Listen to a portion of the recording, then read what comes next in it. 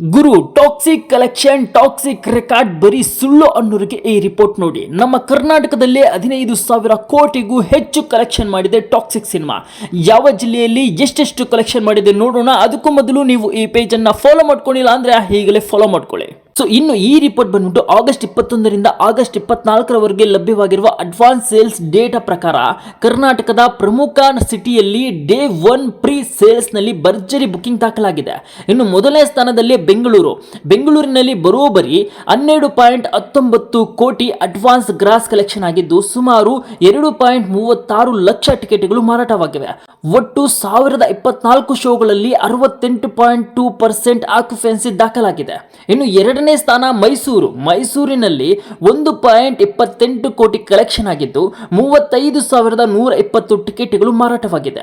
ಬರೋಬ್ಬರಿ 94.1% ಆಕ್ಯುಪೆನ್ಸಿ ದಾಖಲಾಗಿದೆ.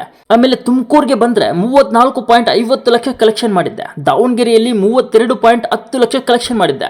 ಶಿವಮೊಗ್ಗಕ್ಕೆ ಬಂದ್ರೆ 26.80 ಲಕ್ಷ ಅಡ್ವಾನ್ಸ್ ಕಲೆಕ್ಷನ್ ದಾಖಲಾಗಿವೆ. ಇನ್ನು ಗುಲ್ಬರ್ಗದಲ್ಲಿ 25.15 ಲಕ್ಷ ಕಲೆಕ್ಷನ್ ಮಾಡಿದ್ರೆ ಹುಬ್ಳಿಯಲ್ಲಿ 24.30 ಲಕ್ಷ ಕಲೆಕ್ಷನ್ ಮಾಡಿದ್ದೆ. ಇನ್ನು ಬೆಳಗಾವಿಯಲ್ಲಿ 17.50 ಲಕ್ಷ ಅಡ್ವಾನ್ಸ್ ಸೇಲ್ಸ್ ದಾಖಲಾಗಿದೆ. ಇನ್ನು ಇದೆಲ್ಲದರ ಜೊತೆಗೆ ವಿಶೇಷವಾಗಿ ಗಮನ ಸೆಳೆಯುತ್ತಿರುವ ಆಕ್ಯುಪೆನ್ಸಿ ಯಾವುದು ಅಂತಂದ್ರೆ ಶಿವಮೊಗ್ಗದಲ್ಲಿ 96.1%, ದಾವಣಗೆರೆಯಲ್ಲಿ 95.8%, ಗುಲ್ಬರ್ಗದಲ್ಲಿ 94.3% ಮತ್ತು ಮೈಸೂರಿನಲ್ಲಿ 94.1% ಆಕ್ಯುಪೆನ್ಸಿ ದಾಖಲಾಗಿದೆ. ಅಂದ್ರೆ ಬೆಂಗಳೂರಿನ ಹೊರತಾಗಿಯೂ ಕರ್ನಾಟಕದ ಹಲವು ನಗರಗಳಲ್ಲಿ ಟಾಕ್ಸಿಕ್ಗೆ ಭರ್ಜರಿ ಬೇಡಿಕೆ ಕಾಣಿಸುತ್ತಿದೆ. ಈ ಲೆಕ್ಕಾಚಾರದ ಪ್ರಕಾರ ಕರ್ನಾಟಕದ ಒಟ್ಟು ಡೇ 1 ಅಡ್ವಾನ್ಸ್ ಗ್ರಾಸ್ ಕಲೆಕ್ಷನ್ 15.51 ಕೋಟಿ ಎಂದು ವರದಿ ಮಾಡಿದೆ. ಇದರಲ್ಲಿ ಬ್ಲಾಕ್ ಮಾಡಲಾದ ಸೀಟುಗಳು ಸೇರಿವೆ.